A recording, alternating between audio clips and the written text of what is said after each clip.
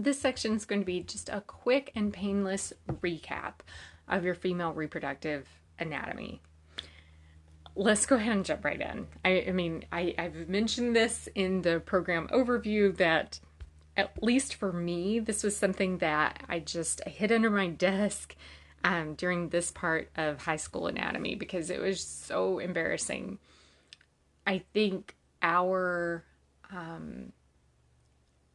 big opportunity is to begin instilling menstrual cycle awareness. Menstrual cycle pride might be too strong of a word, but menstrual cycle acceptance into the next generation of women, because the earlier that we embrace our menstrual cycle as really being something that is such a powerful tool in indicating our health, the better, honestly, the better relationship we have both with our menstrual cycle and with our bodies throughout our entire life. And the better able we are to connect with our bodies, which is the goal of health. That is, at its core, that is the foundation of health, is being connected with your body and recognizing and understanding that when it communicates with you through a disease, through a condition, through infertility challenges, what it's doing is asking for help and asking for support. And it does this even through menstrual cycle irregularities. And this is kind of this is the canary in the coal mine.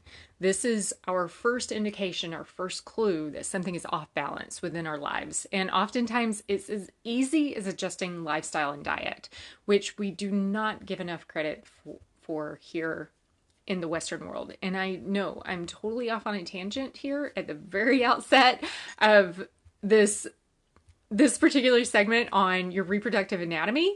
It is so important. This is the key takeaway for this entire program. This is the key takeaway for any program you find here at Rain Organica, is how important it is. It's like you don't need a doctor to interpret your body for you. You just need to know what your body's telling you. And yes, there are times where we all need a doctor.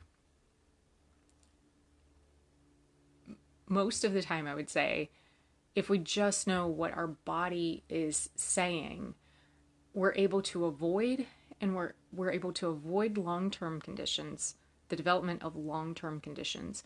We're able to, at least to an extent, reverse some of these long-term chronic conditions. And, ideally we'd recognize it before they become chronic long-term conditions in order to help our bodies achieve balance, which is balance presents as health. So, enough with the tangent. Let's go ahead and get into this quick recap of your reproductive anatomy. So we are going to start at the outside of your body and work our way up into your body. So at the very outset of your body, of course, for women, we have 3 different exits to the world. Our urethra, which is how pee exits your body. Your vagina, which is how menses exits your body. And of course, your anus, how poop exits your body. We're going to be focused on the vagina. So the vagina is that opening to the world. Moving up through your vagina, you come to your cervix. And your cervix is a donut-shaped organ. So it is shaped just like a donut with a hole in the center of it. And it's oriented like this. So imagine a donut sitting on a table surface if, you happen to not be watching the video at this moment.